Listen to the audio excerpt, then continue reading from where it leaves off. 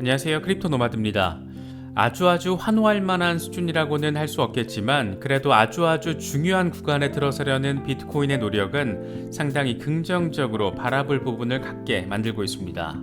비트코인은 다소 좁은 박스권에서 움직이는 것 같이 보여도 22,000달러 핵심 구간에 들어서려는 노력을 지속적으로 확인하고 있습니다. 일단 올라서면 번번이 저항맞고 다시 튕기는 상황이긴 한데 요즘 같은 분위기에서 이 정도 흐름 보여주는 게 어디인가 싶을 정도로 비트코인은 최근 2달 동안 이어졌던 나름의 극단적인 상황을 떨쳐내기 위해서 노력하는 모습을 보이고 있습니다.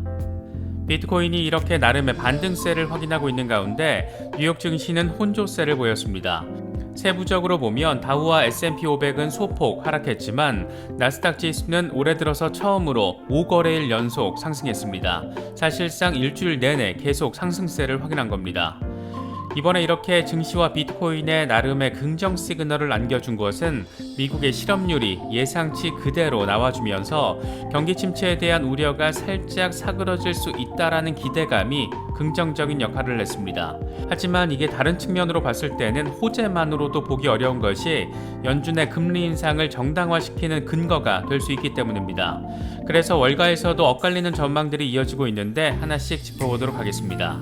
코인텔레그래프가 지금의 약세장을 끊어버릴 수 있는 5가지 이벤트를 집중 분석했습니다. 나름 하반기 강세 전망을 위한 전제 조건과 기대 포인트를 짚어준 것으로 바라볼 수가 있는데 그 첫 번째로 언급된 것이 다름 아닌 이더리움 지분증명 전환 이슈였습니다.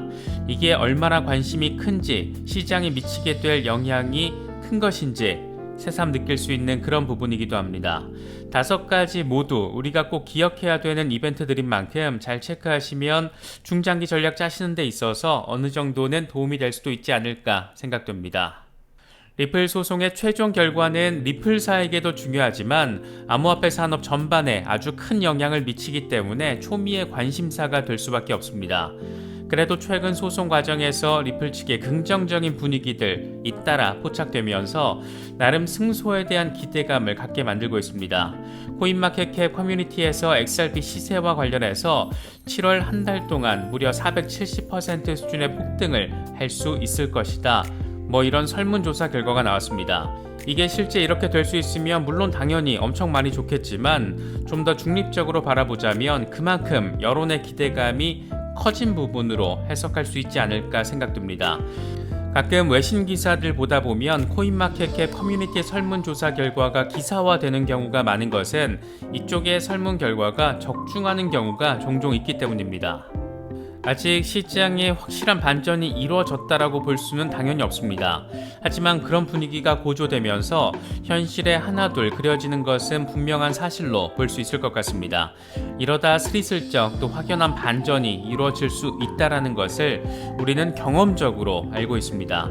이럴 때일수록 나름 전문가들의 분석과 전망, 특히 그 안의 맥락들까지 잘 챙기실 수 있으면 더 좋을 것 같습니다. 본격적인 시작에 앞서서 좋아요와 구독 또 알림 설정 꼭 부탁드리겠습니다. 영상 제작에 아주 큰 도움 된다는 말씀 함께 드립니다. 그럼 시작하겠습니다. 먼저 비트코인 상황입니다. 비트코인은 22,000달러 돌파를 위해서 안간힘을 쓰고 있는 모습입니다. 몇 차례 돌파를 이뤄낸 직후에 곧장 저항을 맞고 튕기는 상황이긴 한데 지속적인 공세를 펼치고 있다라는 점에서 우려보다는 기대를 좀 더 갖게 만들고 있습니다. 200주 이동평균이 자리한 22,000달러 위로의 회복은 모든 강세를 위한 가장 기본 전제라는 점에서 지금 꽤 중요한 작업이 진행되고 있다라는 점을 느낄 수가 있습니다. 공포 탐욕 지수는 하루 전보다 4포인트 오른 24를 기록하면서 극단적인 공포 단계를 기록하고 있습니다. 거의 공포 단계 수준으로 지금 완화된 상태인데 이대로 자연스럽게 투심이 조금만 더 개선이 되면 거의 2달 만에 투자 심리가 극단적인 공포에서 공포 단계로 완화된 것이라고 할 수가 있습니다. 비트코인 도미넌스는 44%대 초중반으로 소폭 상승하면서 6월 20일 이후에 가장 높은 수준의 시장 지배력을 보여주고 있습니다. 코인텔레그래프의 기고가 라케시 우페드히에는 비트코인 200주 이동평균선 부근은 황소와 곰의 전쟁터 역할을 할 수 있는 수준이라면서 여기를 돌파한 뒤에 종가 마감을 할 경우 약세장을 끝내는 첫 번째 신호가 될 수 있다라고 진단했습니다. 특히 달러 인덱스가 급등하는 상황에서도 비트코인이 22,000달러를 일시 돌파한 상황은 달러와 비트코인의 강력한 역상관 관계가 약화되기 시작한 것일 수 있다라고 설명했습니다. 그는 비트코인이 20일 지수이동 평균인 21,233달러를 돌파하면서 황소가 복귀하고 있다는 것을 보여준다. 20일 지수이동 평균과 중간 아래에 있는 RSI는 매도 압력이 낮아질 수 있다는 것을 보여주는데 지금 수준에서 삼각 패턴 돌파를 이뤄낼 경우에 감정이 긍정적으로 바뀌고 하락세에서 매수가 이어지고 있다는 것을 보여준다. 이를 통해서 50일 단순이동 평균인 25,015달러까지 상승한 뒤에 다음 목표인 26,490달러까지 상승할 가능성을 높일 수 있다. 다만 21,000달러 아래로 다시 하락할 경우에 단기적으로 긍정적인 견해는 무효화되는데 이건 더 높은 수준에서 곰 세력이 공격적으로 매도하고 있다는 것을 의미하기 때문이다. 이렇게 분석을 했습니다. 미국 증시의 경우에는 혼조세로 마감했는데 세부적으로 보면 다우와 S&P 500은 0.1% 안팎의 하락세를 확인한 반면 나스닥의 경우에는 올해 들어서 처음으로 5거래일 연속 상승하면서 나름의 반등세를 보여줬습니다. 이번에 이렇게 증시와 비트코인 모두에 나름의 긍정적인 포인트로 작용한 것은 미국의 고용지표가 시장의 예측치 수준으로 나와줬기 때문입니다. 미국의 6월 실업률은 전달과 같고 시장 예상치와도 부합하는 3.6%로 코로나 이전 수준을 여전히 유지하고 있다는 점이 확인됐습니다.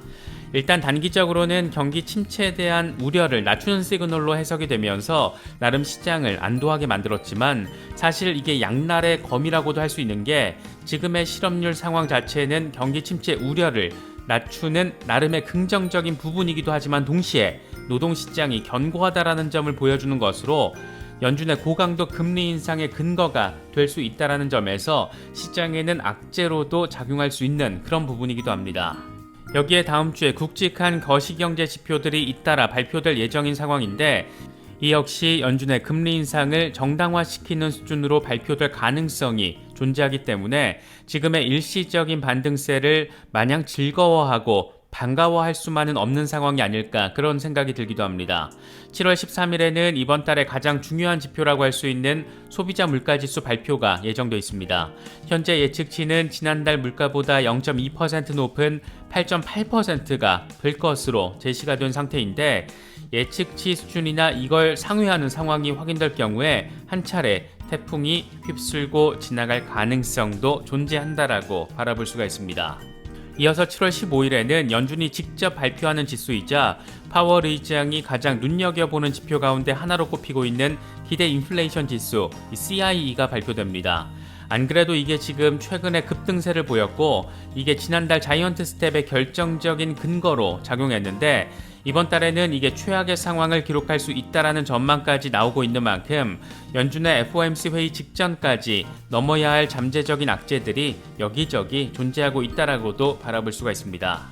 암호화폐 시장과 증시를 흔들고 있는 것은 이처럼 거시적인 상황이 지금 강력한 영향력을 미치고 있다라는 점을 느낄 수가 있는데 암호화폐 시장의 최근 약세장을 벗어나게 만들 수 있는 암호화폐 시장 내부적인 이벤트는 어떤 것들이 있을까? 이 같은 질문에 대해서 코인텔레그래프가 시장의 약세장 고리를 끊어낼 수 있는 이 5가지 이벤트를 정리했습니다. 첫 번째 이벤트는 단연 이더리움 지분증명 전환 이슈가 선정됐습니다. 코인텔레그래프는 지난 5년 동안 이더리움의 가장 기대되는 발전 가운데 하나인 이더리움 지분증명 전환이 많은 차질 속에서 테스트넷 병합이 성공적으로 진행되고 있고 공식 전환이 그 어느 때보다 가까워졌다 이렇게 지금 상황을 설명했습니다. 그러면서 이더리움 병합이 차질 없이 진행될 경우에 암호화폐 시장의 약세를 끝내는 데 도움이 될 수 있고 이후에 이더리움은 더 큰 확장성과 더 빠른 사용자 경험을 보여줄 수 있다라고 덧붙였습니다. 그러면서 병합 일정을 2022년 8월로 제시했는데 사실 이 시점 자체는 조금 잘못된 것이라고 할 수 있습니다. 최근 난이도 폭탄 적용이 100일 미뤄지는 업그레이드가 진행됐기 때문에 아무리 빨라도 10월로 바라보는 게 가장 현실적이고 또 내년으로 미뤄질 가능성도 전혀 없다 이렇게 바라볼 수도 없는 게 지금 상황이라고 조금 중립적으로 설명을 하자면 그렇게 바라볼 수가 있습니다. 두 번째로는 요즘 참 말도 많고 탈도 많은 비트코인 현물 ETF 승인 이슈입니다. 코인텔레그래프는 윙클보스 형제가 제안한 첫 비트코인 ETF가 SEC에서 거부된 이후에 지속적으로 거부가 잇따르고 있다. 거부 사유는 투자자 보호를 위한 장치가 필요하다라는 것인데, 비트코인 현물 ETF가 승인되면 비트코인과 암호화폐 자산이 새로운 수준의 합법적인 자산으로 거듭날 것이다. 이건 새로운 자금이 시장에 유입될 수 있다는 것을 의미하는 것이고, 암호화폐 겨울을 끝낼 수 있는 새로운 제도적 채택의 물결을 일으킬 수 있다라고 전망했습니다. 세 번째로는 연준의 방향성 전환입니다. 정확히는 금리 인상과 관련된 방향 전환입니다. 코인텔레그래프는 연준이 3년 만에 첫 금리 인상을 시작한 뒤에 두 차례 추가 인상을 시행하는 기간 동안 비트코인은 3월 말 48,000달러에서 지금 2만 달러 부근으로 거래되고 있다. 2021년 암호화폐의 역사적 상승은 연준의 완화적인 통화 정책으로 인한 것이었는데, 연준이 다시 이런 방향성을 갖게 되면 암호화폐 생태계로 다시 한번 자금이 유입될 가능성이 높다라고 설명했습니다.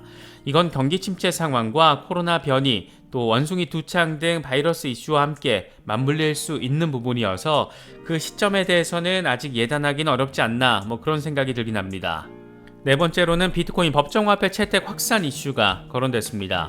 코인텔레그래프는 비트코인을 법정화폐로 채택한 엘살바도르와 중앙아프리카 공화국 사례를 언급하면서 일본이나 독일 같은 큰 시장의 시민들이 일상적으로 구매해 비트코인을 사용하는 것이 공식화될 경우에 상황이 바뀔 수 있다라고 설명했습니다.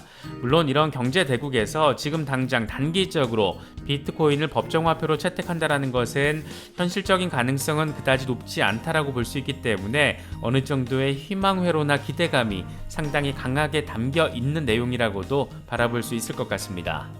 다섯 번째 이벤트 역시 비슷한 부분을 의미하는데, 대기업의 결제 옵션으로 통합화되는 수준에 따라서 시장에 긍정적인 역할을 미칠 수 있다는 부분이 거론됐습니다.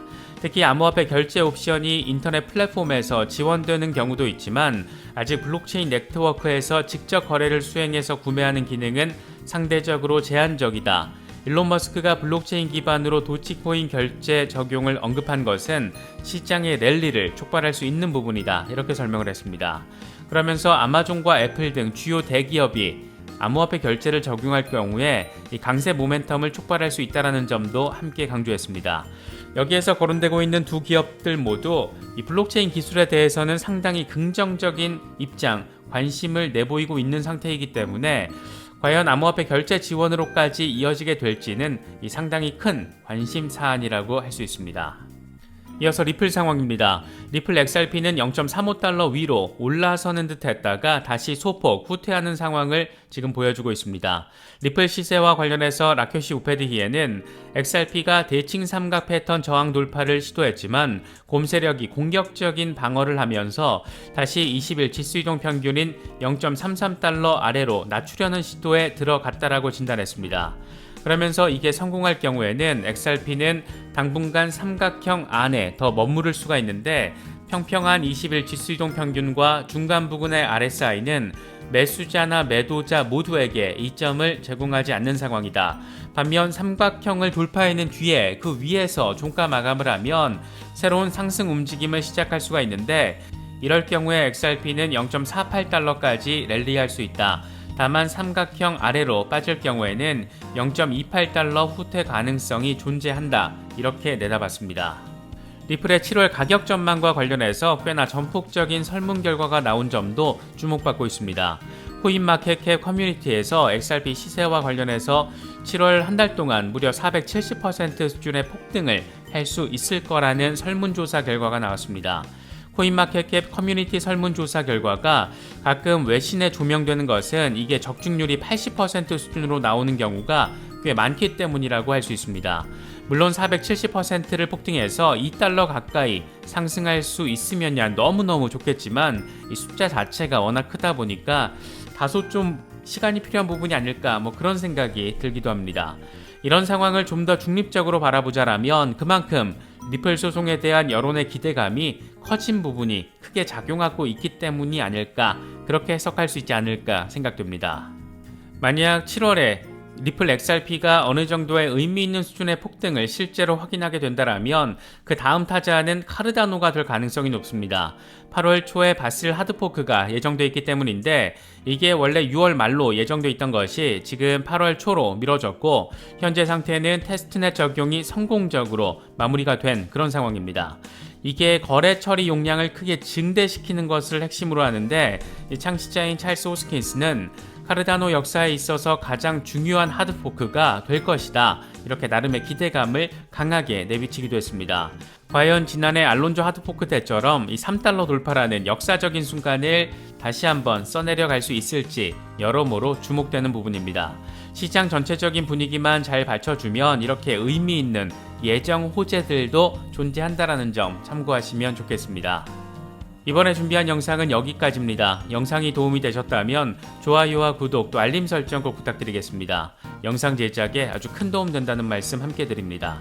언제나 성토하시기를 기원하겠습니다. 시청해주셔서 감사합니다. 지금까지 크립토 노마드였습니다.